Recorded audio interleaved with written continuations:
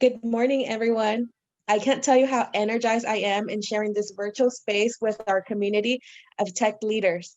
I am Jessica Herrera, and I have the honor of serving as your host for today. I want to thank Infosys Foundation USA, our sponsor, for making this possible today, and our CSL partners that support the CSL program year-round, like Google, PepCo, Computer Science Association, and Games for Change. We are grateful to be hosting this year's LOFT Coder Summer in a virtual space for the first time during Computer Science Week. How exciting is that?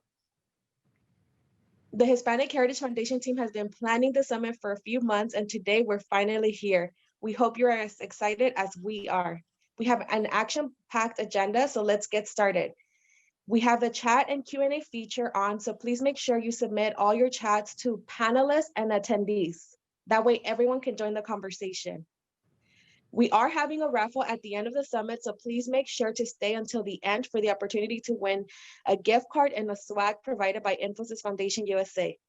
To kick us off, it is my great pleasure and honor to introduce to you the Hispanic Heritage Foundation's President and CEO, Antonio Tijerino, to give welcome remarks on behalf of the foundation. Take it away, Antonio. Thank you so much, and buenas tardes. Good afternoon, everyone, and welcome to our first virtual LOFT Coder Summit. We are so excited that all of you are here to join us, and also welcome to Computer Science Education Week, as was mentioned. This is the way we want to celebrate, and we are thrilled to partner with Kate and the dedicated team at Infosys Foundation USA to bring you together today for a gathering of meaningful discussions, workshops, and insights on the tech sector and career paths in computer science. As was mentioned, I'm Antonio Tijerino with the Hispanic Heritage Foundation, and traditionally, we'd be limited to a room somewhere across the country. But because of the pandemic, we have transitioned to online platforms for all of our programs, which has also allowed us to welcome coders and potential coders from all over the country, including Puerto Rico, and have a greater reach. And I actually saw that some of the students are actually from Jamaica. So welcome everyone, welcome all.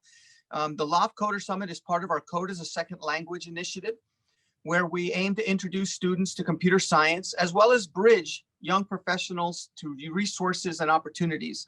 And this effort and most of our programs are designed to bridge that gap between the private and public sector's desperate need for talent with tech skills, and for students like you to be exposed to computer science, but more importantly, the amazing opportunities that it provides. Among Latino students, those who take AP computer science in high school are up to 8 times more likely to take computer science in college, according to code.org. And in the United States, there are about 500,000 unfilled jobs in tech. And by the end of next year, it's supposed to almost triple to 1.4 million unfilled tech jobs. So learning how to code is critical to your future, but not just for your careers. I want to make this clear because I have the same conversation with my son, who's 13, that coding will also help you be creators, innovators, entrepreneurs, instead of just being consumers of tech. We need more makers, and it's impossible. It's impossible to do that if you don't have this basic knowledge. It's important to note that coding will also help you think differently. A programmer needs to see a large problem, break it down into little smaller pieces in order to solve it. This is called decomposition, and it's one of the key features of computational thinking, which you're going to learn more about today. You'll also learn how to take a vague idea and use your creativity to turn it into something that works. And it's important for you to know that if one path doesn't work, then you try again until you find a path that does, until the problem is solved. So coding actually builds resiliency. Coding encourages creativity. Coding helps you problem solve and take chances as you do that. It's also important to not be afraid of making mistakes, which really aren't mistakes and are more part of the process to success, because there's no greater teaching tool than a mistake, and a perceived mistake will take you in directions you didn't imagine without it. I've always said that sometimes you have to break things to create things. So it's important we follow up with you and keep you connected to each other, to our support system. And all of you will be referred to the LOFT network, Latinos on Fast Track, for ongoing online instruction, and will be connected to other students, because it's important that you build networks, to mentors, to resources and other tech-related events, and potentially at some point, opportunities to work in the tech industry. So you are now part of our LOFT network familia. Welcome. And we will stay in touch with you as you continue your education in college, to share with you resources, jobs, internships, and all these other various networking opportunities. But for today's Coder Summit, we have a special keynote speaker named Marcos Torres, who works as a machine learning software engineer with 23andMe. Thank you for always representing Marcos. We will also host a panel of experts from our friends at Infosys and Wong Duty, who are all passionately committed to presenting underrepresented youth with access to computer science. And after, we will host an interactive workshop, which will be led by one of our very own CSL fellows, Anderson Quinones, who seems to be somewhere tropical, but he's actually in his apartment, who will be introducing programming concepts. So thank you to all of the speakers, the panelists, the leads for being here, and for dedicating your time and energy to supporting our youth. Now, it's my great pleasure to introduce you to my friend and partner in all of this, Kate Maloney, who is the Executive Director of Infosys Foundation USA, to say a few words. And just before she does that, I just have to tell you, we work with a whole lot of people in doing this work.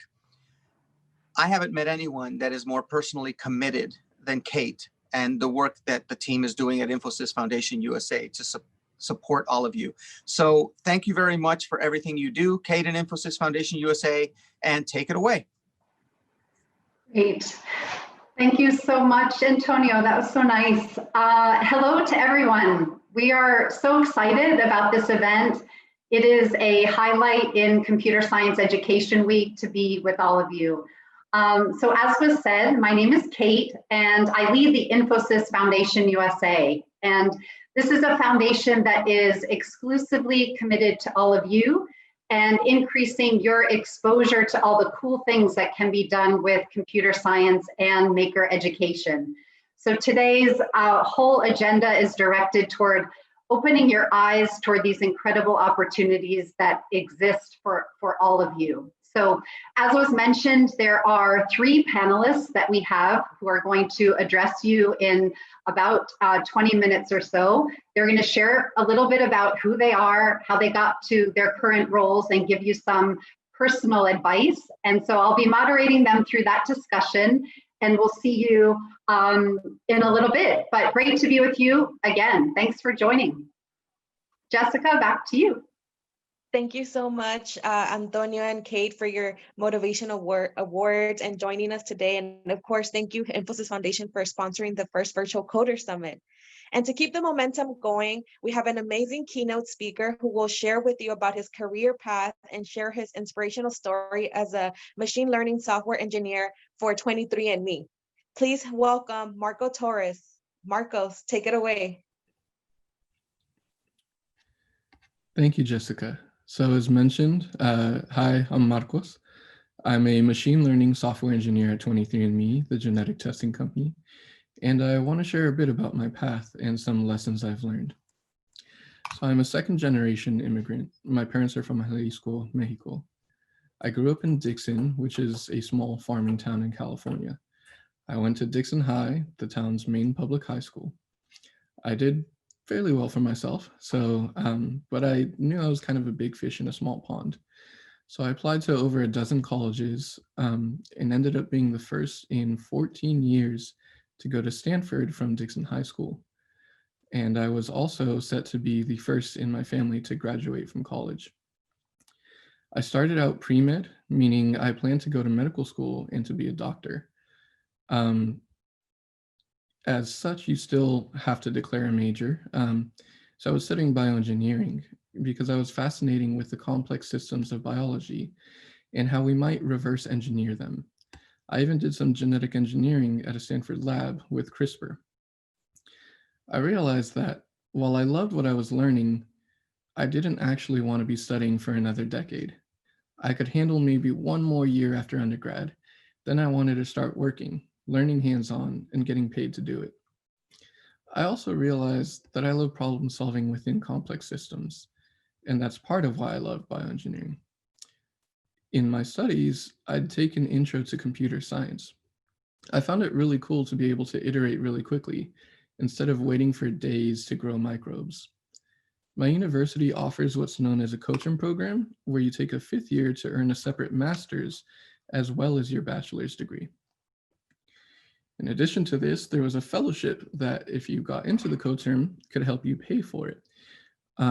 This was specifically for students from underrepresented minority groups. This meant that they would pay for my tuition for the master's if I were to be a teaching assistant, a TA for a class. It actually took me 2 tries to get into the master's program at all, into the computer science coaching program. I ended up having to email a professor a photo of me when asking for a recommendation because he had hundreds of students and honestly probably hardly knew me. I'd only really asked a few questions across a couple of classes. But I got in on the second try, and it just so happens that one of my professors from freshman year was looking for a TA. Normally, TA-ships go to PH students first, so it's hard to find TA-ships as a master's student, and especially as a co-term.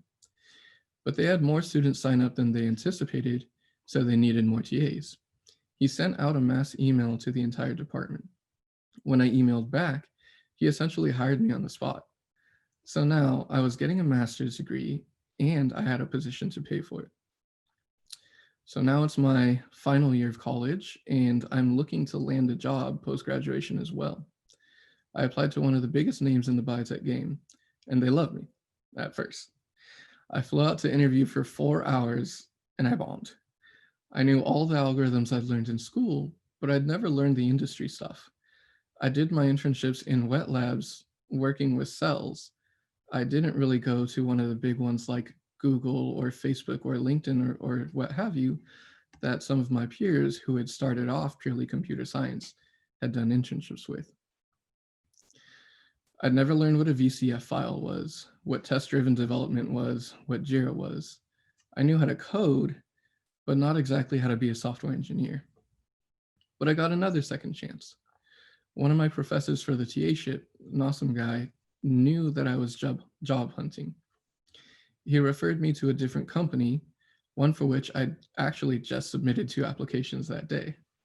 They got back to me so quick, I'll never know if his referral actually mattered or made a difference.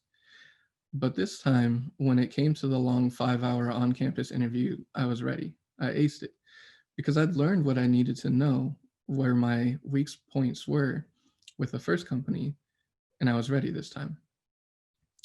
So that brings me to 23andMe. It's been over a year now that I've been working with them, and every day I get to help world-class scientists develop algorithms that give people real knowledge about their health, actionable things that can help them improve their health. And that's what gets me up in the mornings. That, and apparently now, since this is my first keynote talks like this. So I kind of tell my story in a way that makes it seem like the things just fell in my lap. I did put in a lot of hard work, but honestly, it does feel a lot like that sometimes. I know that I'm extremely lucky and that I was given opportunities many will never have. There were programs without which I never would have been able to afford my education. There are people who believed in me, sometimes more than I believed in myself, who went out of their way to help me. There were times that I was given second chances. So if I may share some lessons from my experience, first, a failure is still a win if you learn something. I figured out why I was denied from the master's program. I retook the GRE. I found professors who were more suited to the program I was applying to and who could give me better recommendations. I built a better application and I got in on the second try. I spectacularly failed my first major interview with a computer science company for a full-time position, but I learned what to expect from the process and what I should study for the next one. The second lesson is, don't be afraid to pivot. Take time to reflect on your goals and think about whether your current path aligns with them. Of course, it's okay to not know what your goals are at this time. You're young, but try to explore as much as you can if you're unsure. You never know what it is that you might end up falling in love with. I thought I wanted to be a doctor, but really I just love biology and wanted the stability that being a doctor affords. If medicine is for you, I think a doctor is a fantastic thing to make your life work. But personally, I knew I couldn't hang in with all those years of study, and I found something with which I'm infinitely happier. At 23andMe, I get to work with both the biology and the computer science, both of my main interests, my main professional pursuits. The third and final lesson is always be open for help. There are many, like me now, that know how hard the come up can be. We know how much help we've received, and we're eager to pay it forward. Sometimes you just need to tell people how to best help you. Finding and creating opportunities is a skill in and of itself. For this reason, building relationships is incredibly important. Networking can give you access to a greater range of opportunities. Sometimes opportunities are already made and they actually reach out to you. Take advantage of these as often and as shamelessly as you can. You may not always feel it, but you are worthy of every investment in yourself because you will pay it forward when your time comes. It is our privilege to use these investments and pave the way so that more people with backgrounds like ours feel welcome in STEM. Programs like the Hispanic Heritage Foundation and this summit they've organized is one such investment. Some of you may already have experience coding. For some, this will be your first exposure. You can do amazing things through programming. Machine learning engineers are teaching cars to drive themselves and computers to recognize tumors in CAT scans better than some doctors can. Robotics engineers are programming robots that can perform surgery. Game devs are building games with lifelike graphics that connect people across the country on lag times that are often under the average human reaction time. Web devs are building platforms on which billions of people communicate and share content, even streaming videos to millions of homes. The full implementations of these programs can take hundreds of engineers or even thousands years of work. But one of the most exciting aspects of programming, and something that really brought me into it, is how much you can do with hardly any experience and just your own laptop. I hope you enjoy what today has in store for you, and maybe some of you just might discover your life's passion. Thank you. Thank you so much. On that note, I'd love to hand it off to your moderator, Jessica. Thank you so much for joining us, Marcos, and for sharing your story and advice and going a little bit more in depth in terms of the different career paths within tech, because they are endless, right? So thank you so much for joining us. And you all now have been heard from an incredible leader in the field. Up next, we have an exciting panel where you'll hear from folks in the Infosys and Wong Duty team, debunking myths and sharing tips to a brighter future. Joining the panel, we have Veronica Furman, campus recruiter at Infosys, Savannah Krager, junior associate client partner at Wong Duty, Cyrus Tahiri, associate vice president, global head of alliance and ecosystems at Infosys Pinnacle. And moderating the panel, we have Kate Maloney, executive director of Infosys Foundation USA. Thank you so much for joining us. Thanks, Jessica. And fun to follow Marcos. I think all of the people you're about to hear from are going to build on the great kind of spot on advice that he just gave. But I just want to take a moment and again stress how important the LOFT program is to the Infosys Foundation. And the LOFT program is all about you. It is designed for you, to support you, and I hope you know by the three people who've come today to share their advice, we are committed. And to kind of take that play on words, we really want an event like this to help you get on the fast track to the type of career that you aspire to. And really the sky's the limit, as you'll hear from everyone. There is no one recipe to getting where you want to go, but knowing what's out there is kind of half the battle, and we're here to encourage you. So I'm going to let everybody, or invite each of the panelists to introduce themselves, to maybe give a little more color to what their role is, what they do every day. It's important to know where they're from, especially since we're all virtual for this event. And then I always love this part, a little bit of advice that they'd like you to know about their background, and then I'll start peppering them with questions. But Cyrus, maybe we'll kick off with you, if you can take those first questions and let it rip. Hello, everyone, and thank you, Kate, for the kind intro, and thank you, everyone, for inviting us. I'm very excited to be here, and I think we're committed, and obviously we're looking forward to have a discussion with this group. My name is Cyrus Tahiri, and I'm based out of Charlotte, North Carolina.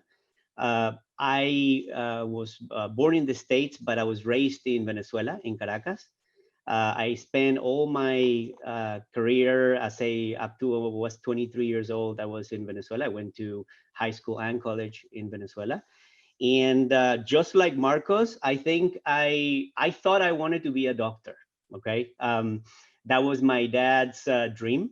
And over time, I learned that I had a passion. For me, it was more about problem solving and understanding complex situations. And I had the ability to both connect and understand, as well as try to figure out ways to help.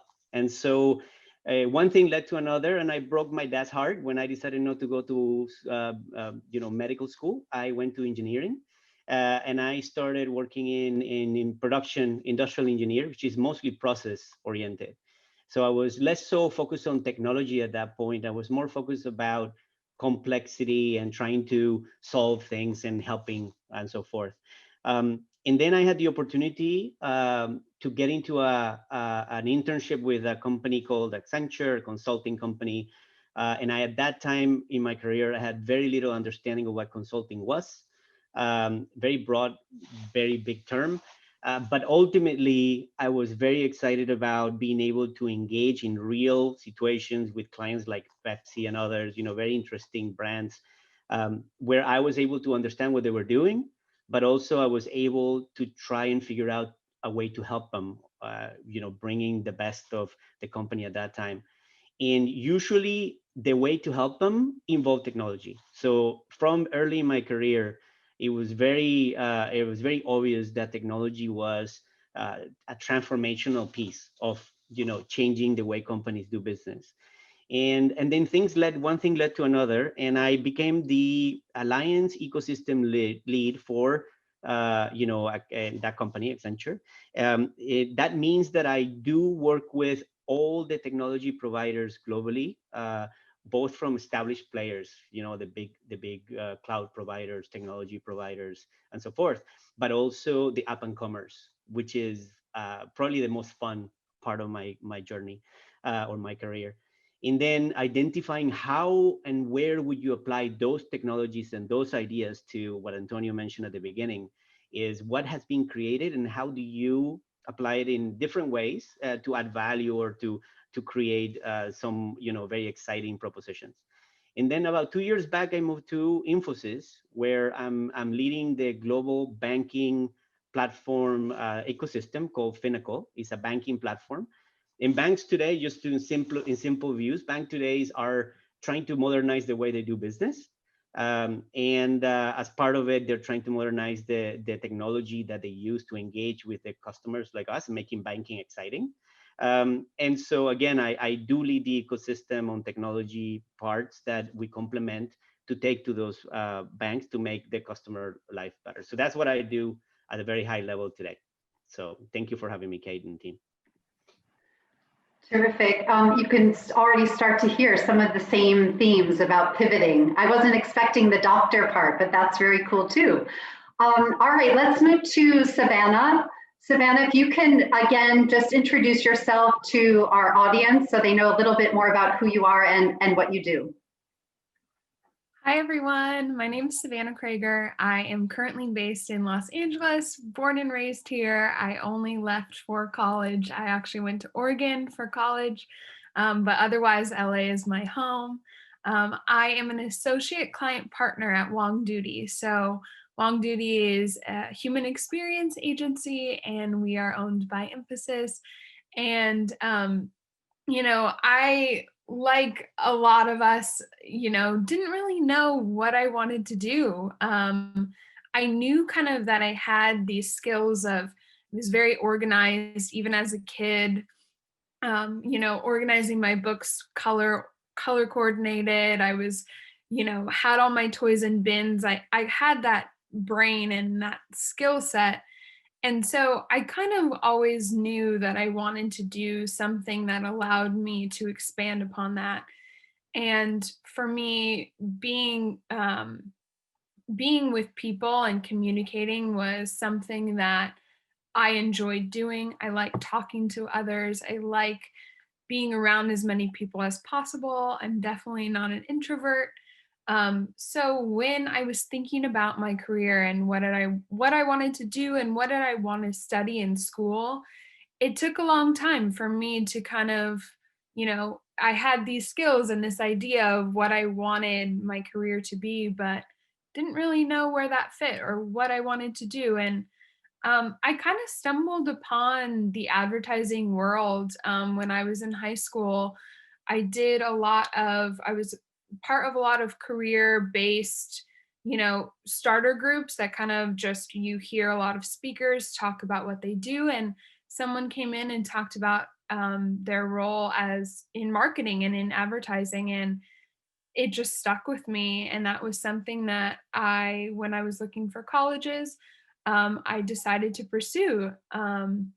So currently now I'll get back to my day-to-day role, but now what I do being a client partner is I work with clients that hire Wong Duty or Infosys in some cases. And I'm kind of a liaison between communicating what their needs are and giving it back to our creative team or our developers or our copywriters and saying, this is what the client needs. How are we going to execute this? So for me, technology kind of snuck into my role. It wasn't something that I was at top of mind for me, but was something that I quickly learned.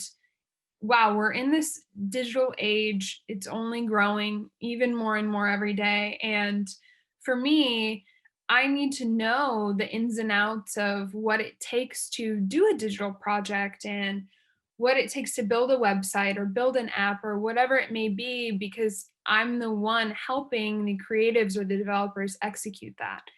So even though for me it's been a slower transition and I've kind of had to add technology into my toolbox when maybe it wasn't there before.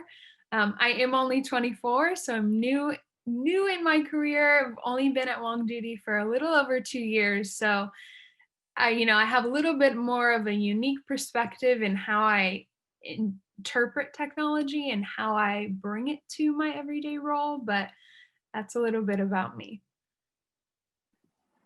Thanks, Savannah. I think it was so good you mentioned the people skills and that moment that you kind of took stock of who you are. What are the kinds of things you like to do in a day? And then think, how could those be parlayed into a tech company? And I hope those of you who are listening, that seed is planted in your mind, that even when we're looking at like the biggest tech companies, there are all sorts of skill sets that are required and needed. So you're just starting to build, and I love the toolbox comment as well. Savannah, you're starting as in your teens and early 20s, building all those tools to help you, irrespective of the direction you go.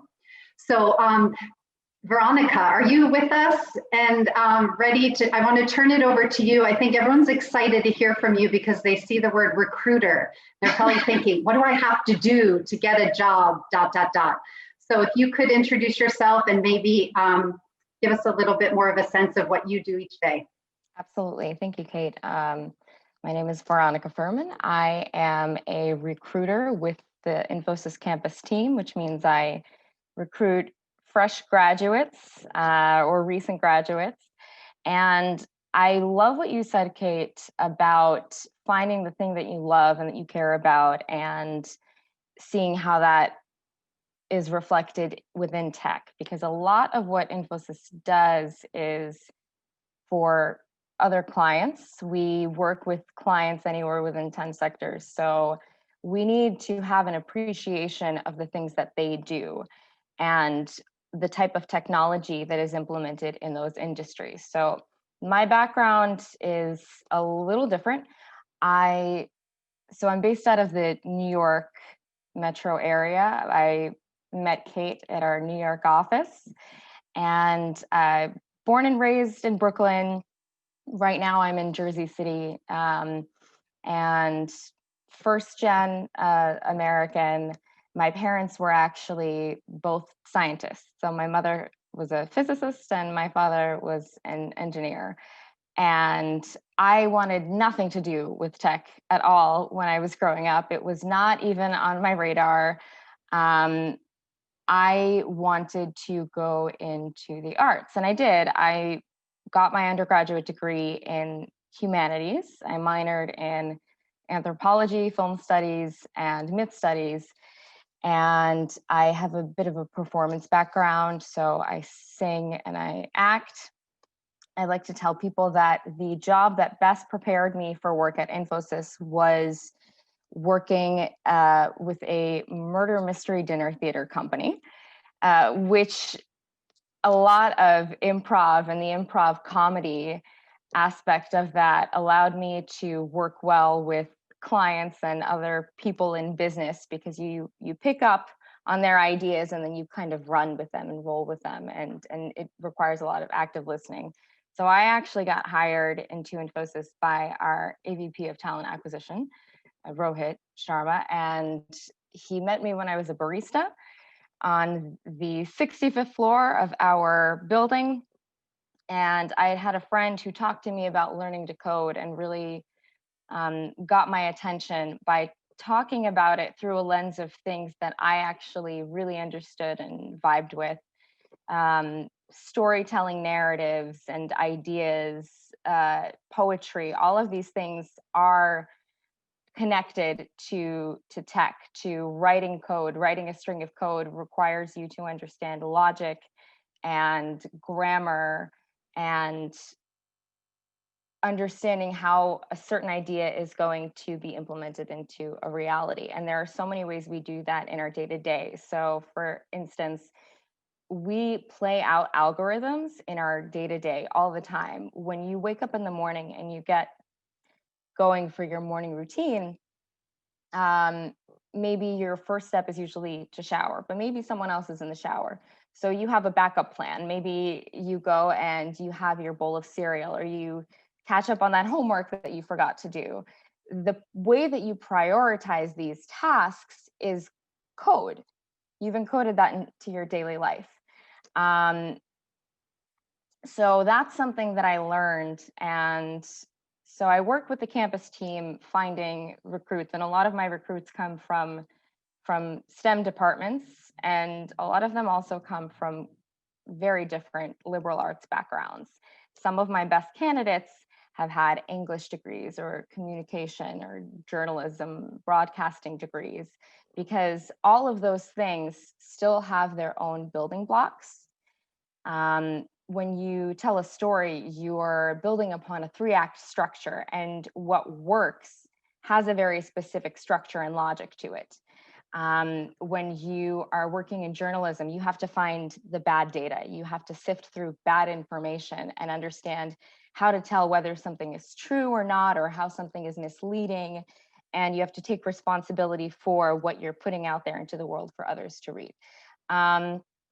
So learning all of that and working in my team, I realized that as we make more of a push to find people from non-STEM backgrounds to come into the tech world, there's a bit of a disconnect for how to do that, because we as companies understand that liberal arts majors, humanities majors can be an asset to tech, but we don't necessarily know why or how. And there's been a lot of damage through gatekeeping. So microaggressions and just these implicit biases that affect who we think should be an engineer or an analyst, or who should work in tech. And that also affects us, because if we don't see ourselves represented in a certain sphere, we're not going to just volunteer for something we assume will reject us. So a lot of my work has involved diversity, equity, and inclusion initiatives that speak to students and that go to different departments and talk about how we can work in a way that's more connected and collaborative, to make sure that people are making the best use of their degrees, and also to show that there is a path and there is a need for students with an understanding of the world around them, so that they can ethically create the type of technology that is going to be implemented in that world. And to that end, I've also entered a master's program. I'm working on my Master of Science in Computational Linguistics to help translate these ideas wherever I'm going. I'm learning as I go. I thought I knew Savannah, Veronica, and Cyrus, but I'm learning alongside all of you. So I'm sure you weren't expecting to hear that someone got a super cool job from being a barista, but I think that's just an important thread to also remind you all to stay authentic to who you are, and also to know you never know where that job is coming from. So you never know who is watching, who's observing you, and where it could lead. So you always want to, remain as professional as possible. Cyrus, when you talked about that first jump to Accenture, Accenture's a pretty cool company out there alongside its peer Infosys. How did you get that first job? You jumped right into how great it was, but I think that little hook of where these things come from is important for everyone to hear. Sure. See, I think I started working in my engineer class, right? And there were a few opportunities to do these short-term internships. And so among those, there was this weird company called Accenture at the time, which, I wasn't sure who they were exactly and what they did, because like I said, it was very vague. So one of my friends, he recommended that we looked deeper into that, and therefore, I went through the interview process and so forth. I think it was also, there was a relationship. Some of the teachers that were part of, the classes that I took, one of them, he was an ex under Arthur Andersen, right? So he had a bit of a background there, and I was able to connect with him and get some understanding of what it was. And he actually really recommended I at least went through the cycle. And he said, it's an internship. If you are able to get it, you will decide whether you like it yourself or not, right? And for the company, it's also good for them to know whether you would be, on the right fit and so forth. And I wasn't sure what a consulting company was looking for at the time. I had an engineering, and I'm thinking, I know how to do these things that I learned in school, but they were really looking for someone that was able to adapt. So I think they were looking for, when you're young and so forth, they're trying to teach you how to learn. They're trying to teach you how to think, and they have meaning from a process and method perspective. I think it goes to, a bit of what Antonio mentioned at the beginning, is you learn to learn, right? You start learning structure, and you learn how to break things down and so forth. And so during that internship, I spent a long internship. It's called a long internship. I went back to school, and then I was sure I wanted to work in consulting. So then after 6 months or so in school, I went back and I actually, started working in Accenture. But I was working for them even before I graduated from my college degree. And, then I left 2-3 years later because I was living in Venezuela, and I wanted to do my master's degree and an MBA and so forth. And then when I came into the US, where I did my master's, then I started connecting with a few individuals. It happened that a few of them were from Accenture, and then I rejoined. And so my career pretty much has been on the consulting world. But it was one of the interesting things is that completely unplanned, right? Completely unplanned from that's what I wanted to do, or I didn't even know what alliances what alliance a professional would do. So my life has been more about the ability to have that toolbox that Savannah shared about. So you acquire capabilities, you acquire experiences, you learn to learn, you learn to adapt, and you learn to connect.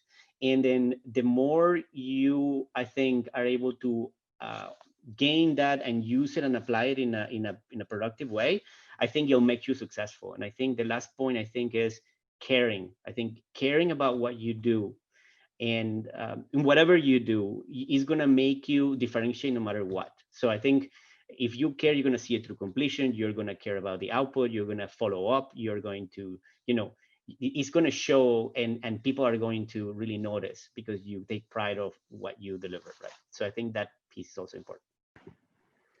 Thanks, Cyrus. And I put myself kind of in your peer group. I think that was a time when once you're at college, there are more formalized processes for internships and finding jobs. But Savannah, yours started in high school. You said there was a career-based starter group. So I'd be interested if there's anything more you want to share about that group.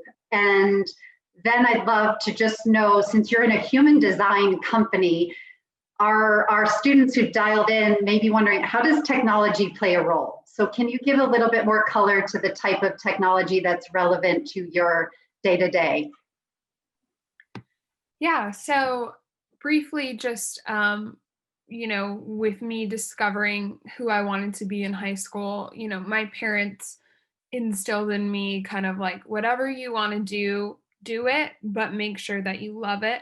And I think that's something that has stayed present in my brain, you know, from high school to college to now, being in my career. And I think, you know, that career group that I was a part of, it was an after school group, so it was easy to join. You know, it was like from 3 to 4 after high school, but it allowed me to just get some insight into what people do every day in these careers that I've heard of a million times over. Or, you know, you get the idea of other careers that you had never even heard of. So it was kind of a good balance of hearing what people liked, disliked about what they do. And it kind of helped me to formulate what I wanted my career to be.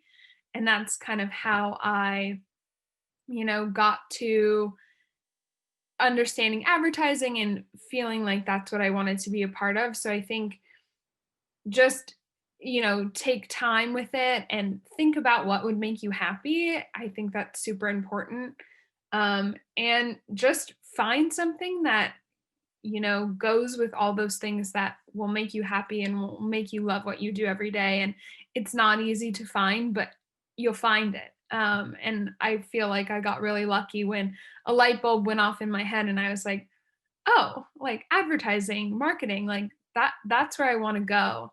And my path changed, you know, quite a bit through college. I was part of the journalism school and I majored in advertising specifically, but that kind of took its own twists and turns in itself. And so even though, you know, at Long Duty, actually, I started as an intern and I was strategy, media, and account because all those departments needed help.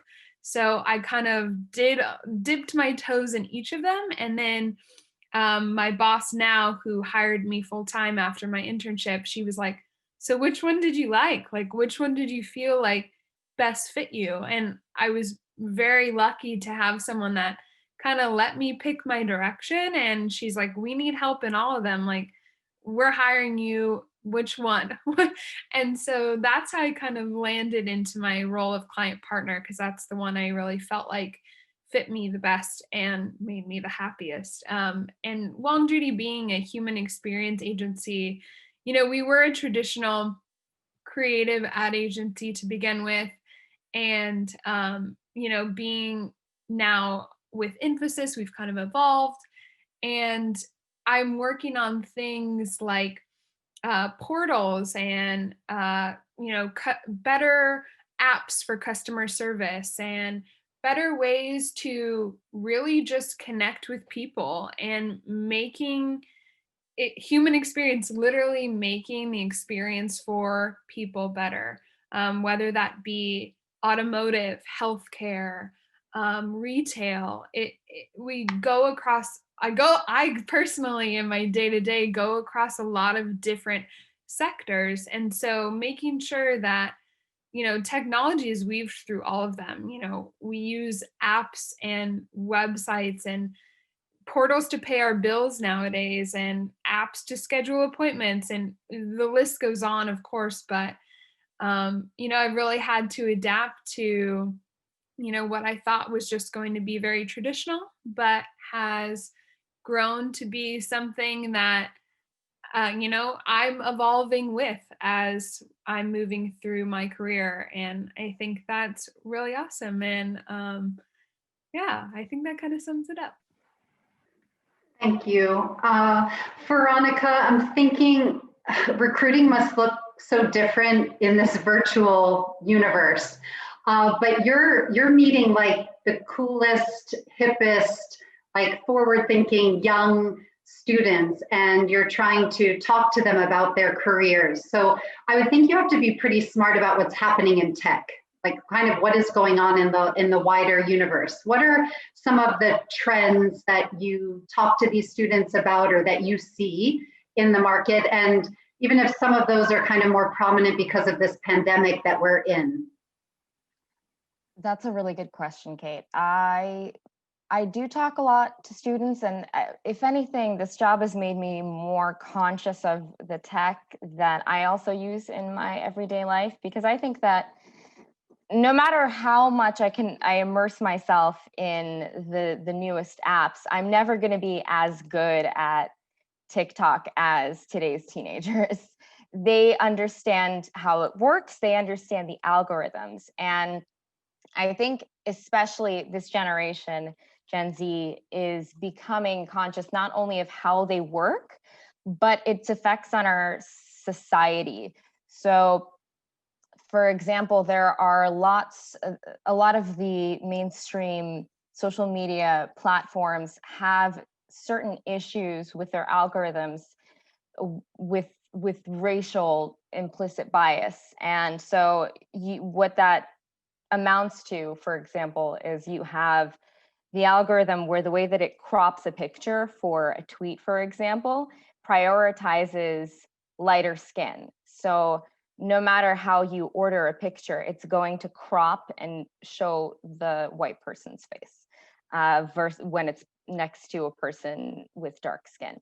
And we have our facial recognition algorithms, which are very off and don't recognize darker skin, which can have pretty serious ramifications in legal issues where you're identifying a person and you misidentify a person or don't recognize them as human at all.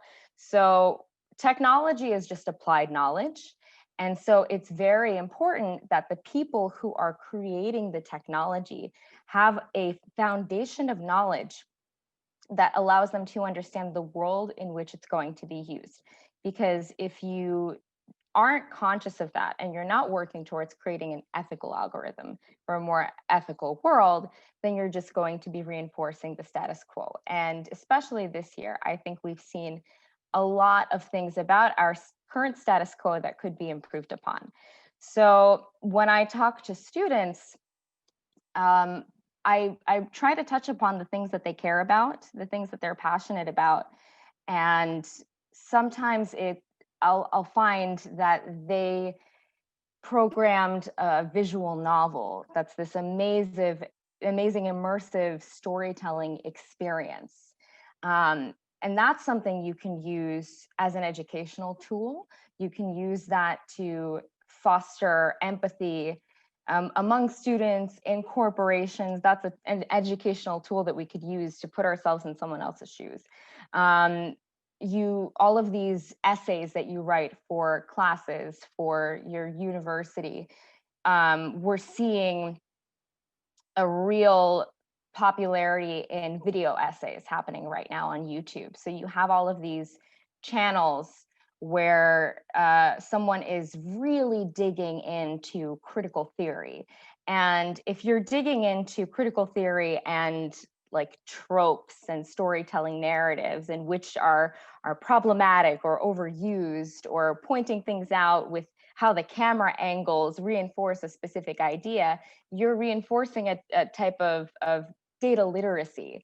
And if audiences are aware of that, and we're seeing that people are very interested in these things because these channels are popular, whether they're talking about social media and marketing history or fashion, or they're talking about film theory, that's going to affect things in those industries. So we're seeing changes in the way stories are told on screen because of the way that we interact and set expectations for storytellers. Technology is affecting the way we tell stories with platforms like Netflix, which allow you to binge a whole season.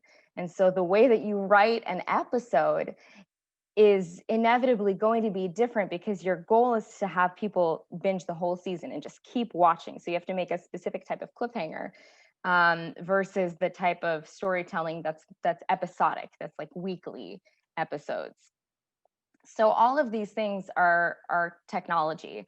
And when I talk to students, I want to remind them that if they don't think that they are using technology or they don't have an aptitude for it, they're still building upon these ideas, no matter what they do, no matter what they care about. If they care about music, there's a certain algorithm or likelihood that they're going to hear a popular song, or that a song is going to get popular, depending on the platform they're using and the length and the amount of listens it's going to get, right? So on the one hand, I talk to students and I try to help them understand that they're already using this technology. It belongs to them.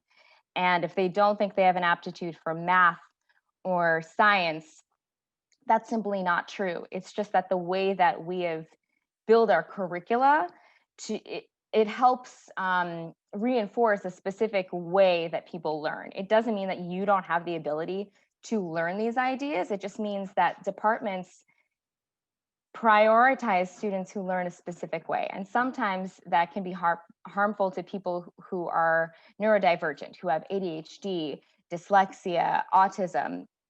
And so these people might be kept out of certain departments just because they feel like they can't make the cut.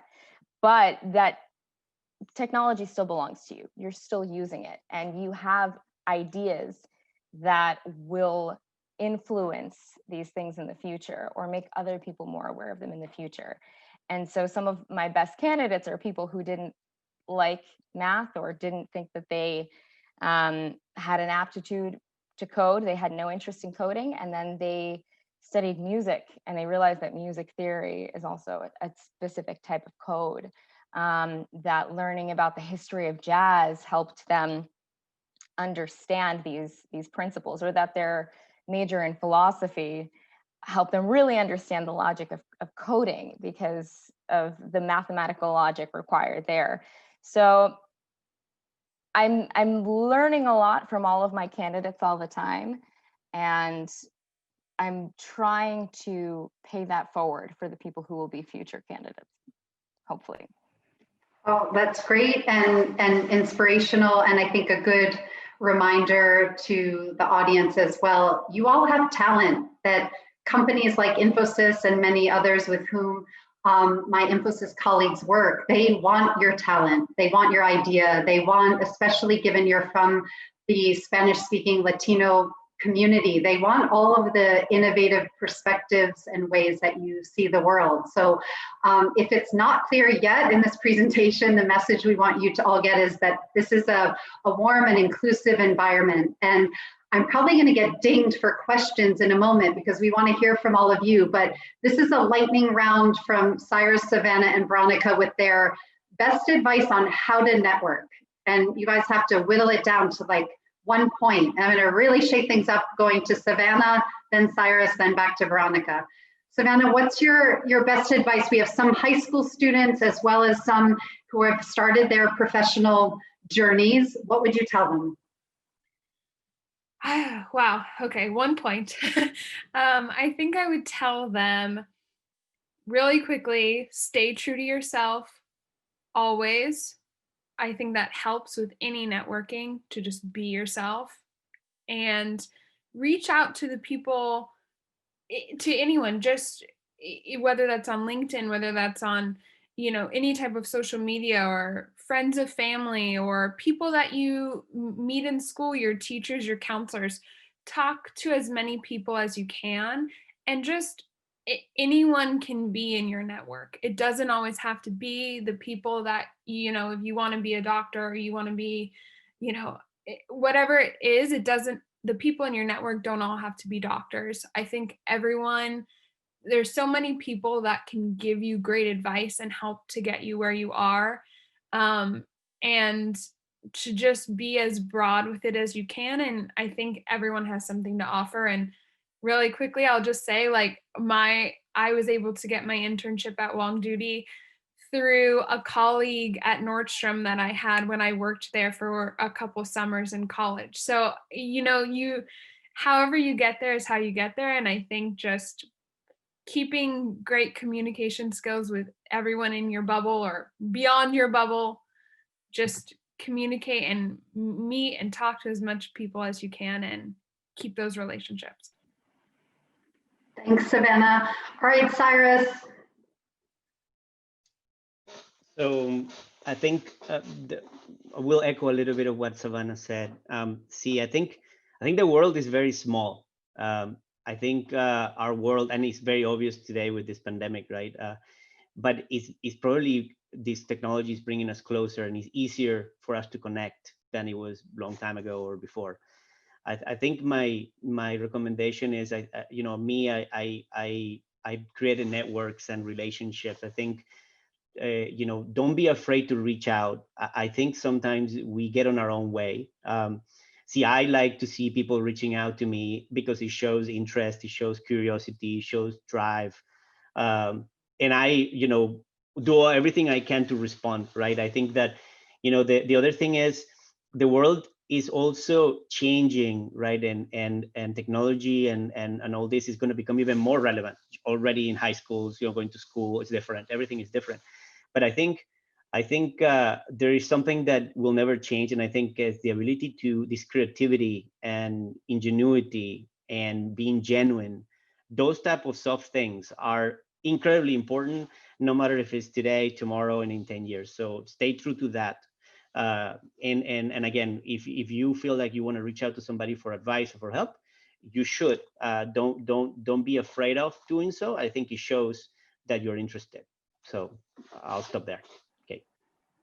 Thanks, Cyrus. And I'm just actually seeing so many cool questions pop. In the event that we don't get to all of them, what might be fun is to share some of them in writing. And I think our Cyrus, Savannah, and Veronica, if you have a question and we don't get to it because of the program today, you can send it. It's a great way to kind of reach out and build a relationship. So please don't fret. We'll get responses to all of you.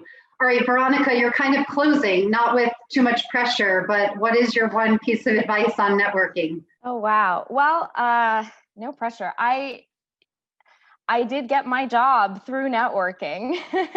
My whole barista gig, all of it was talking to different people from different backgrounds. And I just want to echo what Savannah said, that Savannah and I are both extroverts, obviously, but I think that it really, you do best when you are your most authentic self, and people sense that too. And I think that's a statement that also adds a lot of pressure to people with social anxiety or who might be introverts, but that's not the point. The point is you find the thing that you're most comfortable with, that you feel most like yourself in a specific environment, and you go through that, because everyone is in your network. You don't have to worry about just finding people who have a specific specialty. But if you like video games, or you like storytelling or writing, join a Discord server that pertains to your favorite game or a game that's in development. Itch.io is a website that has a lot of games in development, and some of those developers have their own groups to track the development of that specific story. You can find Discord servers for games that are already out, or for TV shows that you like, for other fandoms. So find something that you're passionate about and find that social group, because I guarantee there are going to be developers in that social group. There are going to be people within tech, and you can have those conversations at your own pace without feeling the pressure of having to respond in real time. And you'll be immersed in a setting where people care about the same thing. So you already have something in common, and chances are there are going to be people who, if they're not working in the tech industry, they know someone who is, or they have ideas for things that could be implemented. So go and network at your own pace through your own interests. And you just teed me up to really close, and I'm turning it back to you, Jessica, in 30 seconds. But I think it's fun and a little bit indulgent to remind you of the the name of LOFT, right? It's Latinos on the fast track. But to Cyrus's point and Savannah and Veronica's, you didn't hear from anyone that there was a linear path or one answer. So you can't mess this up. It's just one step at a time. And hopefully what they shared with you today is helpful in your journey. And like I said, we'll probably, guys, be available if there are written follow-ups or any other way that we can be supportive. But thanks to HHF and Jessica, to you to manage questions. I don't know how you're going to do it or if we have time, but thanks so much. No worries. I think we're at time, but I want to thank you all for joining us and for being part of today's panel and sharing the great advice and your experiences. You know, as Kate mentioned, there's not just one way. There's many ways, right? And for those of the students listening to us, you know, please take that away, that there's not just one correct way or path. You're on your path, and that's, you know, the correct path. And if you want to switch path, there's still time. You know, that's the kind of advice that I got from everyone. So please stay connected. And as Kate mentioned, you're a part of LOFT now. So you're part of our family, and we'll stay connected with you. We'll share these resources and connect you with people like Cyrus, Savannah, and Veronica, so that you can keep getting tips and advices from them. Thank you so much. And so now it's time to move to the next portion of our program, and what I imagine a lot of you are looking forward to, the workshop. Leading this interactive workshop on fundamental concepts of programming, we have Anderson Quiñones, a New York native and recent graduate from Full Stack Academic, who has led a number of CSL coding camps. Please take it away, Anderson. Hello, everyone. I'm gonna share my screen. There we go. And can everyone see this just before I get started? Yes. Okay, perfect. All right, so a little bit about myself before I start. My name is Anderson Quiñones. I'm originally from the Dominican Republic. I moved to this country about 10 years ago. Just to make it like short, I'll talk about myself a little more later. I went to SUNY Newport, is a public university upstate in New York. And originally I was a computer science major, but coming from a low income community, I couldn't afford to stay in college for 5 years because I started a major super late. So I decided to graduate with a major in Black Studies and Latin American Studies with a minor in Deaf Studies. But I still had a passion for computer science. So what I did, I graduated college last December, and I decided to join Full Stack Academy, which is a coding boot camp, back in February. I finished on September, and now here I am doing the technical portion. So it's never too late. You know, there might be some steps along the way, but it is doable. All right. So now we're going to start with what this platform is, Google Scratch, and we're going to go over some technical concepts that are the fundamentals of computer science. So first, what we want to do is we have three different actions, right? So we have glide, which is mostly going to make the sprite. So this right here, this cartoon is called a sprite. And here in the blue part is movement. So we have different ways of moving it. So here in the go to X, we can tell the sprite or the character to move to whatever coordinates we decided to. So if I press here, we're telling the character to move to that specific space.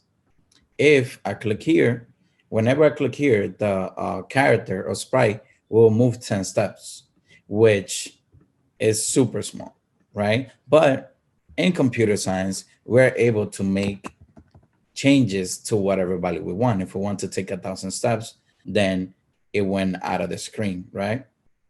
So, and here, what we want is to glide smoothly from one side to the other one in 1 second. So if I click here, it took 1 second to move this, right?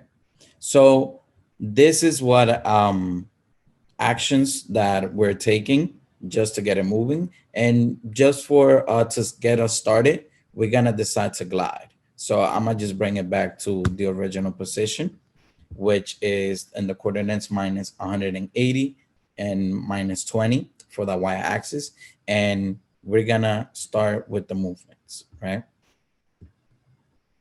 So now, every time I was able to click on the piece of code, the piece of code actually moves, right? So what is this? This is an event. So in other words, an event is an action or occurrence that's started by software. But you as a developer get to start an event however you want. For example, for me, I like to click on the mouse to start an event. But as you can see on the top, we have many different events.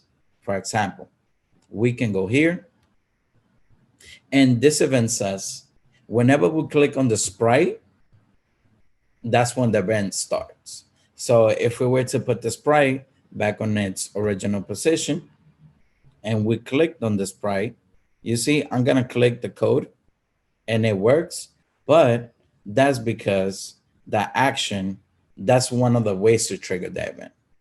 But if we were to click on the green flag, nothing will happen because we're not directly touching the code. But what if we click the sprite, just like we told the event to? So if we were to click the event or the sprite, the event will take place. And in computer science, there's many ways of starting an event. For example, you can start an event using numbers. You can start an event using keys. You can use anything to start your code. You can even use code to start another code. And that's what an event is. So since we're doing this very interactive, do we want to choose any specific event to start our code?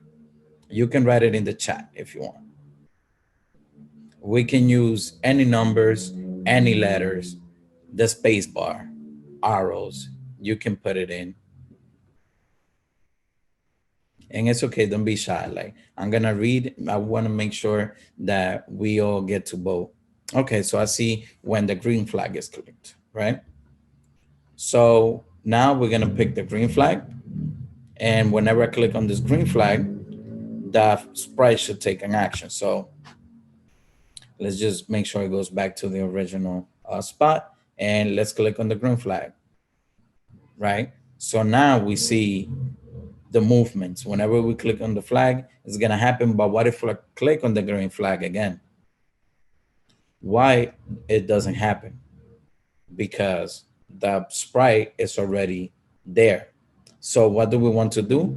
We want to go to one of the codes, the pieces of code that we have here, where whenever we're done running this code, whenever the sprite moves from the left to the right, we want the sprite to go back to the original position. So what are the coordinates for the original position?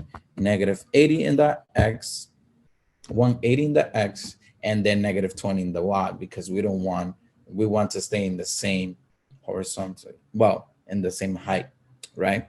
So whenever I click on the flag, it goes back, right? So now we click on the flag again, and once it's done, then it's gonna go back to the position, but that's way too fast, right? So what we want to do is we wanna intersect a way block, right? In computer science, you're able to run your code however you want. So let's say, okay, we want this sprite to move from the left to the right in 1 second. We want the sprite to wait 1 second. And then what we want to do is we want to send it back to the original position whenever we clicked on the flag. So if we were to click there 1 second, and it should be back, right? So I have a question now. And one of my first questions is, so now that we talk about events, since you're gonna be a developer or you're planning to be a developer, what will be a way that you will start your own events? For example, like I said, I like to start my events with a click of the mouse. So what about you?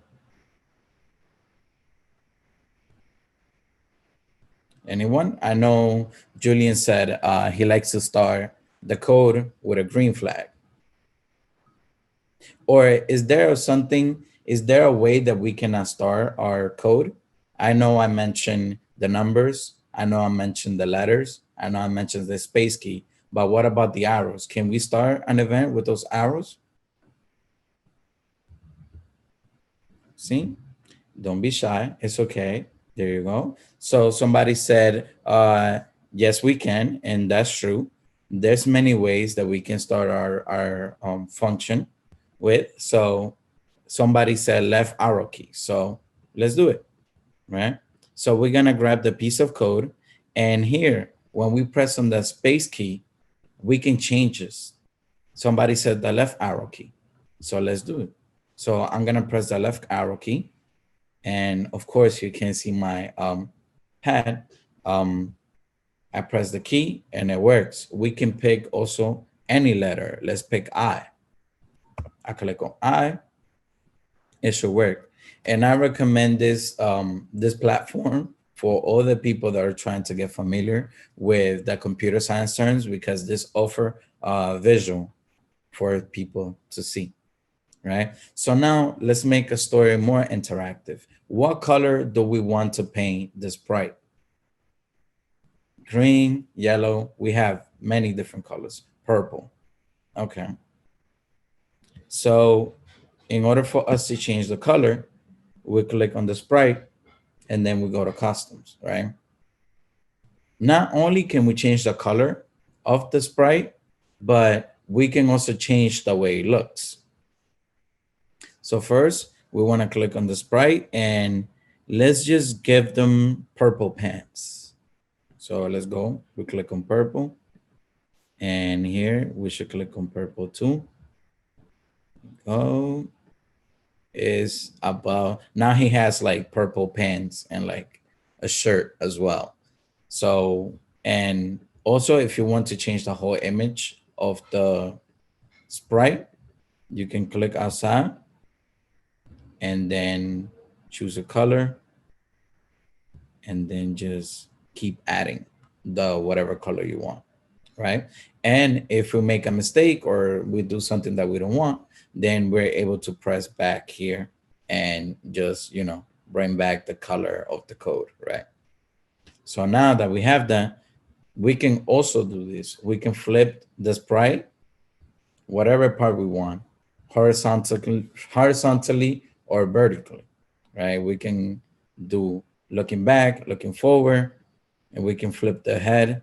Or if we click the whole entire sprite, you know, we're able to move the sprite however we want. And there's many features that we can do. So you see, once we pick or click the spray can, we're able to change this whatever section that we want individually, we can change it to different colors. So if we want to change this part to white, right here, look, it's white now, right? If we want to switch another sprite, we can do it as well. Somebody said, does this cost any money? No, Google Scratch platform is free. So you are able to learn as much as you can for free.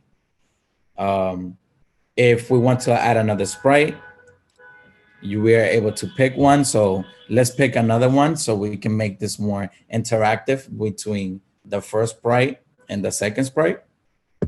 Do we have any sprite that we want to pick? I will scroll down and please let me know which one do we want to use. We have dinosaurs, we have crabs, dinosaurs, and okay. We can have two. Where's Champ 99? Okay, let's use a dinosaur. And then let's add the Champ 99. So where is it? Looking for it. There we go. Right? So now, as you can see, if we look closely, this is too big for the frame that we're using, right? So there's another thing, and this goes, this is more for like what we call front end developing. When you have an image that you want to put on a website, and it's too big for the website, we can change how it looks. And what we can do is choosing this piece of code that will apply to the sprite. So how do we know that we are on a specific sprite? So we can see on the bottom here, we pick the dinosaur. Here we pick champ 99, and here we have the cat, right? We can see the cat has all this code, and then the other sprites don't have any code except the champ. So what we want to do is make the champ smaller, so he's able to fit more into the picture. So once we change this by -10, it's gonna make it smaller. With one click, we're able to make it smaller, but he's too small. So let's make him a little bigger. So with a positive value, we make him bigger. With a negative value, we'll make him smaller, right? And same thing we want to do for the dinosaur, because we want the dinosaur to fit our image as well. So we put a negative value by 10, and then now our dinosaur, our champ 99, and our cat are the same, are around the same height. But let's change the champ one more time. So it's a little bit smaller. Perfect, right? So now we want to go, and you see how champ has one custom, but if we click on it, he changes. So if we click fast enough, it's look like he's moving, he's dancing, right? So do we want to click every single time we want to see all the images happen right after the other one? Or is that a better way of doing it? Of course, in computer science, there's always a better way of doing things, right? So what we're gonna do here is introduce a new term, and the term is called loops. The point of the loop is to repeat a certain action or calculation until it reaches a given condition. There are many types of loops, and the most common is the for loops. While loops, nested loops, and infinite loops are also used, but serve different purposes depending on the kind of program you're working on. So now I'm gonna go over, and you're gonna see how does a loop work, and then I have a few questions to see if we understand. And please, if you don't understand a term, ask a question and I will respond to you as soon as possible. So now if we go to control, we're gonna go here and grab this repeat block. Like we said, a for loop repeats an action until it meets a condition. So what do we have here? We have a repeat block, which is a for loop. And we want to repeat this action 10 times, right? So let's do this. Before we start getting into changing the customs, let's make sure that our sprite, which is the Chapman, we're gonna put it in front of the cat, and we're gonna move the cat up here. And we want our champion to take 10 steps, but after every 10 steps, we want him to wait half a second. And then you're gonna come with me to see if it repeats itself 10 times. But we cannot forget about one thing. We wanna start our action, our event. So whenever we click on the green flag, our sprite, our champion, what he's gonna do is the code is gonna see the green flag and it's gonna start the for loop, which is gonna repeat itself 10 times. But before it starts, it's gonna wait half a second, and then it will take 10 steps, and it will repeat itself until it meets the condition, which is 10 times. So now that we know what a for loop is, we can do this and click on the green flag. See? It's 5, 6, 7, 8, 9, 10, right? And we can do that every second now because that was a little fast. So now let's count. So 1, 2, 3, 4, 5, 6, 7, 8, 9, and 10, right? It moved 10 times. So the for loop, you're able to put as many times as you want. And like I mentioned, there's different types of loop. The most common loop, it will be the repeat block, right? The for loop. But we have something that is a forever block, right? And what this will do is it will repeat the action forever because you're telling it not to stop. So if we were to do the same thing here, wait a second, and let's separate, because if we have when you have a click flag here, and when the flag is clicked here, what will happen if those two were together at the same time? Anyone? What will happen if you have when the green flag is clicked and when the green flag is clicked? What will happen to both of the code? Although they look the same, what will happen to the code if we have the same? Anyone? It's okay. There's no wrong answer. We have, this is a learning space, right? Somebody says it will break. Someone said it will go forever. So both of the answers are right. And what happens is that Google Scratch, and just like any computer language, Google Scratch work different than other languages, right? If we were talking in terms of like JavaScript, both of the programs will run together. Someone said it will run forever, and that's something we're gonna go more in details about the forever loop, right? So let's try it out. Let's put when the flag is clicked, and then I will talk more about what happens, right? So we're gonna put him here, and let's see. So both codes are running at the same time.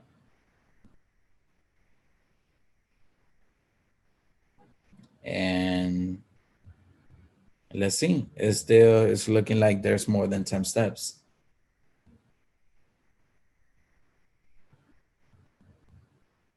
Right? And it's gonna keep going and going and going and going, right? So how can we prevent this? Having different event starters, right?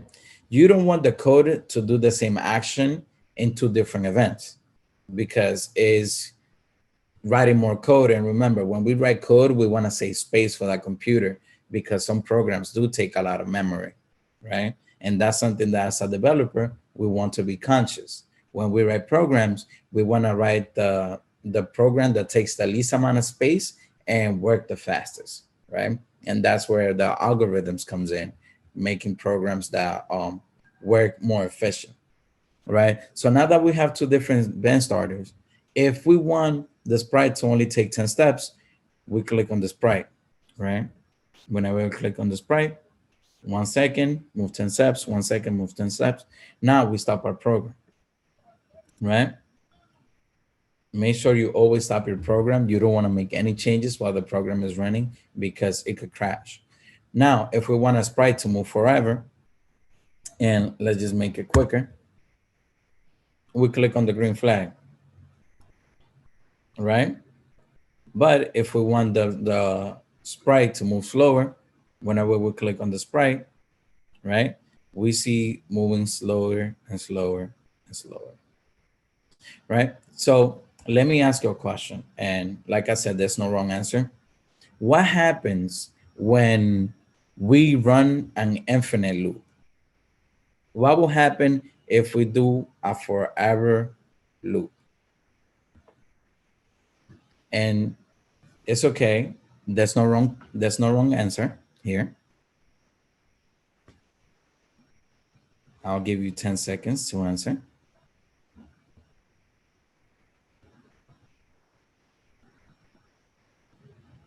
All right. So now that everyone answered, the correct answer is the program will run until it crashes, right? So how about we do a live example of what happens, right?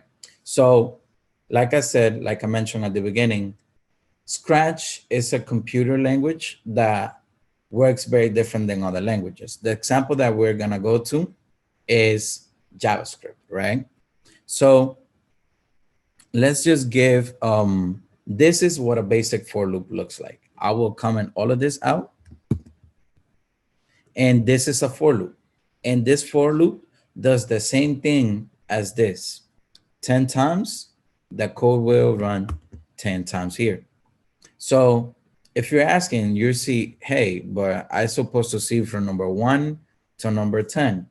But then when we count is 1, 2, 3, 4, 5, 6, 7, 8, 9, 10. We see 10 numbers. But in computer science, we don't start counting from, when it comes to like loops, we don't start counting from 1. We start counting from 0.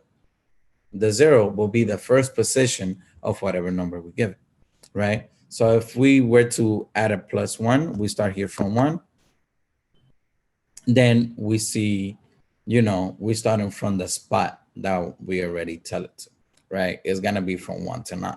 But since we're starting from 0, it's gonna count to 0. So now let's give it a number, a big number, right? You see how the computer is taking numbers and numbers and numbers, and it's gonna go and go and go. This might be okay in Scratch, but in other computers, like you're not able to listen to my computer, but if you were here, my computer is making weird sounds, right? Because it's too much computations. So the difference between Scratch and other language, it will be that when you run an infinite loop, it will eventually crash. Imagine you having an infinite number, right? If you have an infinite number, for example, let's say, let's put here -2, right? And we're running, nothing is happening, right? Because Replit is a platform where you can run your code, and if something goes wrong, it will stop it. But there's certain computer programs that don't stop the code, right? So I'm fortunate that, you know, I'm able to run the code here and that computer not crash. But when we use an infinite loop, we have to be careful, because when we're not using the platform that that is given to us, like if we're not using Scratch, then our computer will crash. Now that we went over loops, I want to ask you a second question about loops. What happens when a loop doesn't meet the given condition?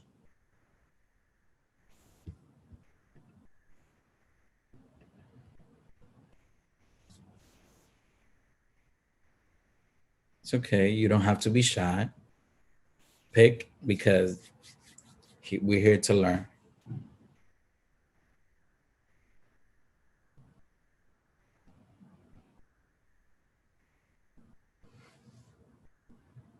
All right, a couple more seconds. Okay, cool. So somebody says it gives half of the answer. Other people chose it will give you an error, and it will give nothing back. So we kind of test this out already, right? So we said that we wanted a for loop to run this amount of times, right? We gave a number that we want the loop to run, but we starting from 0. And we want to add one number after it's done. So it's not possible to go to -2, right? Because we're starting from 0 and we adding a number each time a loop runs, right? So if we were to click here, nothing will show up. It doesn't give you anything back, right? But depending on what kind of program you're using or running, that program might throw an error or might give you an error and say, hey, this computation cannot be done because of this or this reason, right? And this is why loops are so helpful for us to use. Like you're able to use a for loop for whatever problem you want. You can think of any program. Let's say you want, like, you know how you're on a website or like Instagram, and then you're scrolling through pictures, and then whenever the internet's kind of slow, you get to the bottom. And then when you scroll, more pictures load. It loads a certain amount of pictures, right? And that is with a for loop. You can do that with a for loop. Let's say every time I'm scrolling through Facebook, Facebook says, let's give Anderson 20 pictures to look at when he's scrolling down. Let's give him 10 videos. Let's give them that, right? Because it's our computer. We're telling that computer how much information we want to give back to the people using it, right? So now let's move on to another term, right? So now that we have two sprites, we have three different sprites, we want to go into something that's called sequence, right? And can somebody tell me what a sequence is? Anyone? It doesn't have to be a very complex answer. It can be a small sentence. I just want to know if anyone has an idea of what a sequence is. Yes. So somebody said an order of events or a series of events. Yes, right? So a sequence, when it comes to computer science, there's many ways to write code. It all depends on what do you need on your program or how do you want things to work. It is crucial to plan the flow of code before writing it because it will prevent a lot of time in debugging the code. When your sequence is not working the way it should, you should look at the variables and functions to see how can it affect another piece of code, right? So let's do it this way, right? So we want our dinosaur, right, to increase in size, right? And then we want our dinosaur to take 10 steps after it grows, right? So let's say we all agree on this, right? So now that we have our sequence together, let's do it, right? So let's pause every single code that is running because we saw the Chapman walking away. So let's just, that's the problem. So the problem was, and that's why you need to take notes also. And this is not in the lesson, but I recommend this whenever you write code, make sure you write some notes. Because if I didn't move this, and whenever I move the sprite, whenever I click on it, it's gonna move. So make sure you have notes, have some clean code.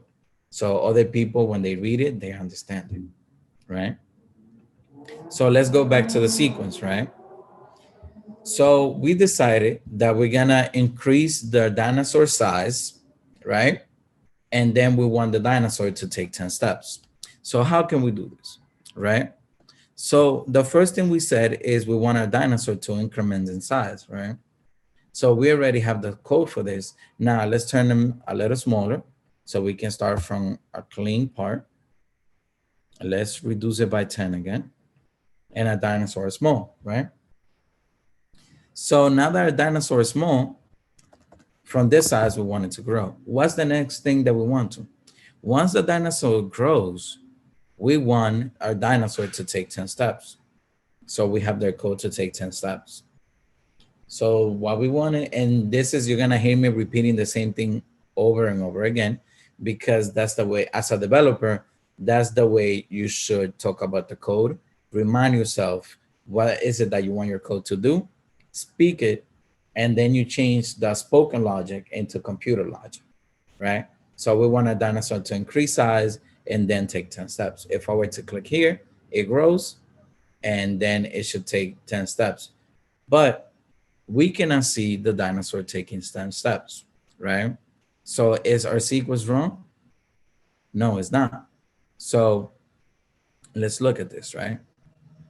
So let's put this in a repeat block, right? So I want this to repeat itself 10 times, but in the meantime, our dinosaur is growing way too fast. So let's just make him super tiny for now. So we can see, right?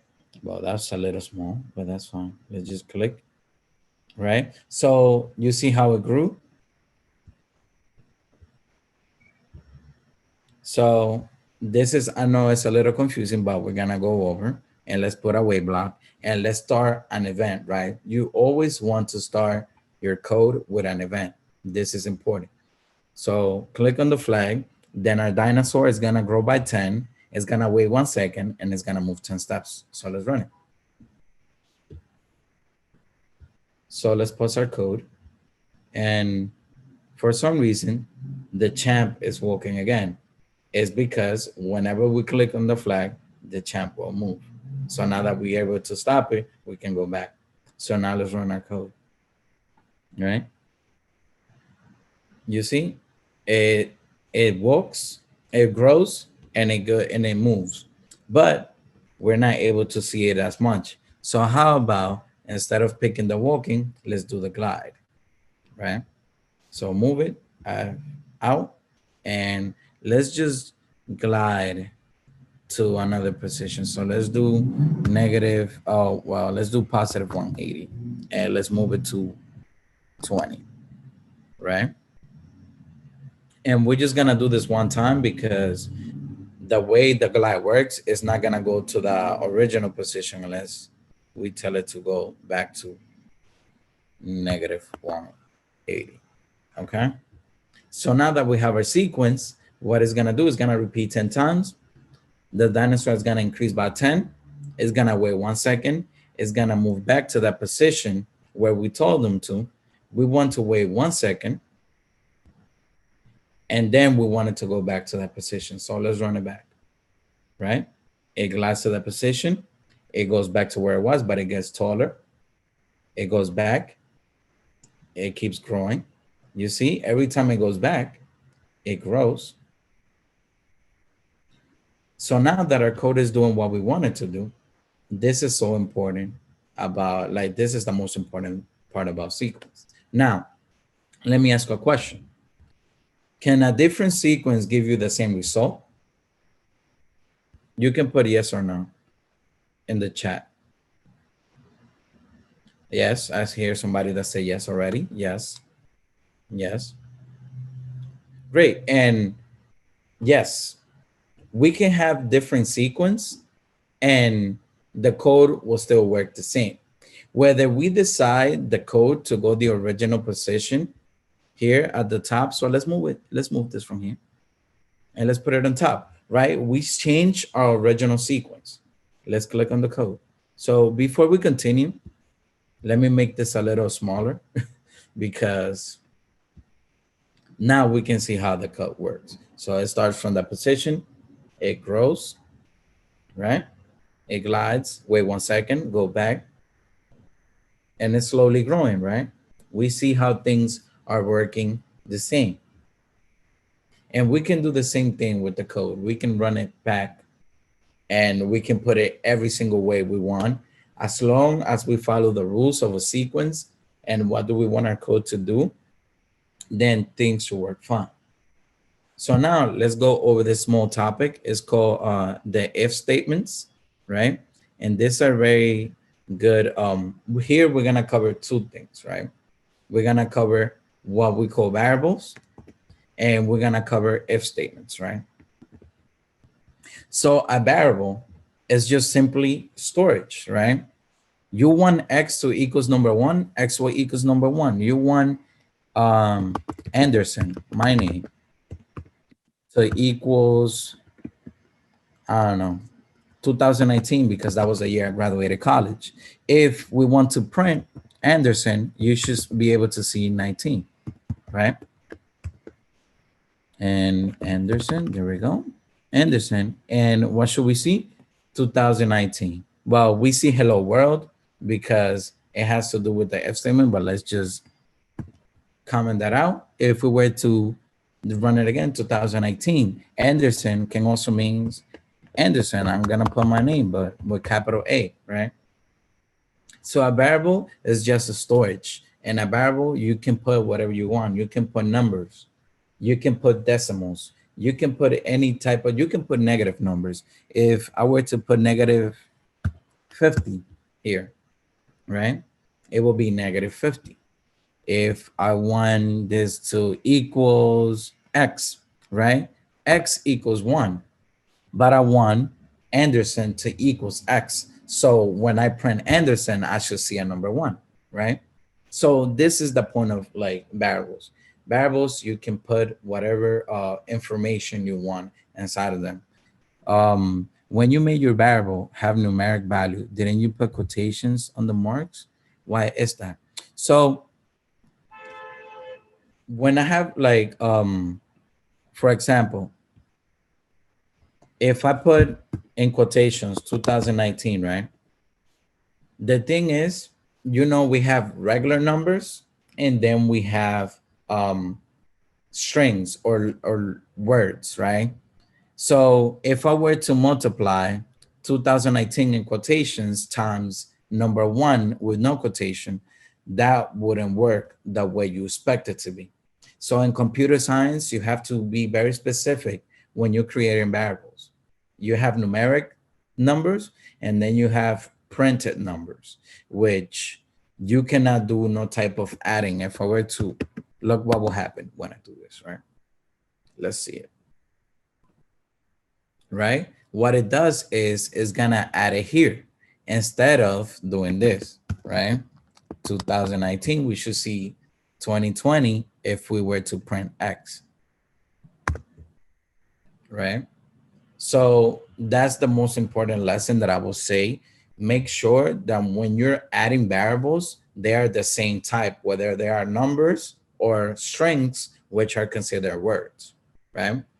And before I run out of time, I just want to go over this last term of if statements, right? And the if statement is basically spoken English. It's as simple as that, right? So if, let me just remove this from here. If X, which is equals to 1, if 1 is less than 10, we want to say hello world, which is the first programming, the first program for a lot of developers, right? If it's more than 10, then we want to say bye world, right? So since X is less than 1, what do you think will be the outcome of this program? Hello world or bye world? You can write it in the chat if you want.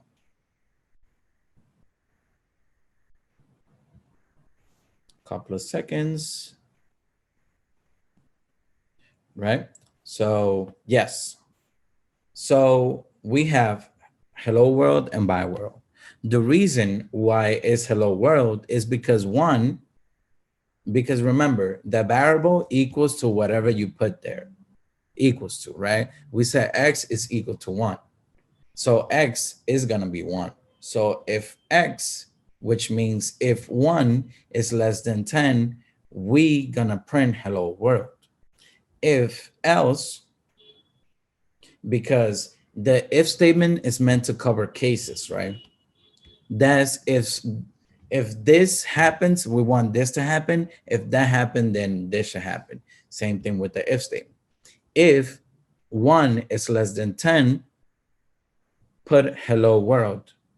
But, you know, in some random case, if 1 was bigger than 10, then we have bye world. So let's add 20, right?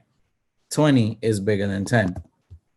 So what we're going to do is we're going to go into the if statement. If 20 is less than 10, hello world.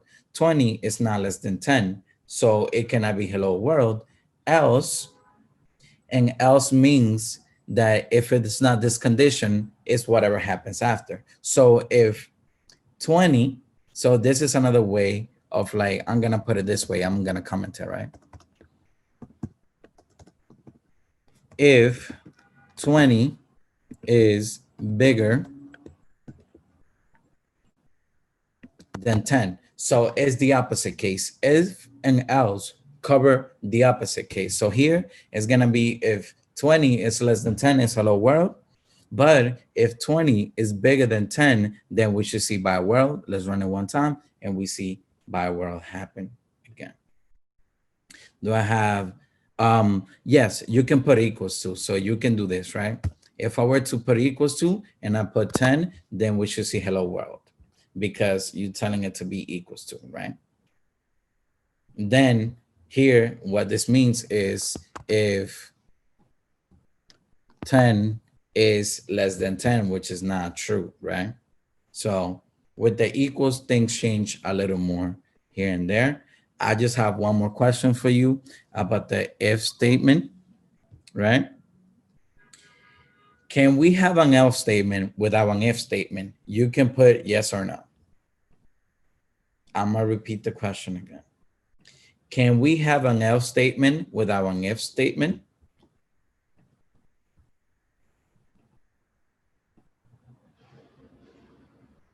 Yes, that's true. You cannot have an else statement without an if statement. It will actually give you an error. So if we were to remove this from here, let's remove this part and we were to run it, it gives you an error. It says else because else statements are not recognized without the if, right? So now that I have about 2 minutes, I want to talk more about myself, and I hope you understand the terms of computer science. I actually will write my email in case anyone wants to send me questions. I'm more than glad to direct anyone to learn what I learned during my boot camp with HTML, CSS, JavaScript, all that fun stuff. So let me repeat myself. My name is Anderson Quiñones. I'm originally from the Dominican Republic. I became interested in computers when I was about 12 years old, but I never had access to a computer.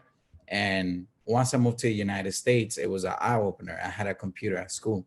So I was interested and I started tinkering. So I'll go crazy for technology. So when I have a new phone or any tablet or computer, I like to check everything. So I started working with the Paint, with the Adobe Paint. And I was like, yo, this is great. Like, I want to know what happens. And I thought that software engineer was hardware. So I started looking into hardware building, putting computers together, learning about motherboards. And I found out, hey, like, okay, this is cool, but this is not my thing. I want to know what it takes to make that program. So eventually, after years of looking, I went into college and I signed up for a computer science major. Of course, I couldn't continue because it is being a first generation in college and also an immigrant in the United States is I didn't have the financial the financial to be 5 years in college because my family needed me back at home, right? So I decided to pursue computer science after school, and I am 24, and I started my software engineer career at September. It's never too late. I wish I had exposure when I was younger to this field because I found this field to be amazing. There's social workers, there are community directors, there are so many people giving out to that community. And I like to give back to my community, but is there a way for me to give back to my community coding? And yes, there is, right? You're able to do so much things for your community in coding first, teaching your community, bring awareness about the technical side that there is out there, right? You can teach kids HTML, you can learn CSS, JavaScript, or other computer languages that are out there. You can build a website for a nonprofit organization. That's also a way to give back to the community. So that's what brought me into this field. Well, I think my time is done. I hope you learn as much as possible. Feel free to email me if you have any questions. And thank you so much, everyone. We have now reached the end of our first ever Virtual LOFT Coder Summit. I want to thank you all. We are glad to have professionals with varying backgrounds join us. As you all may have been hearing and learning, the opportunities within computer science are really endless. Whether you want to work at a company like Infosys or start your own company, or at a nonprofit like the Hispanic Heritage Foundation. We will be in touch with you to share more opportunities like this. Have a great rest of your day. And from the Hispanic Heritage Foundation and Infosys Foundation USA, we wish you happy holidays and a happy new year. Until next time.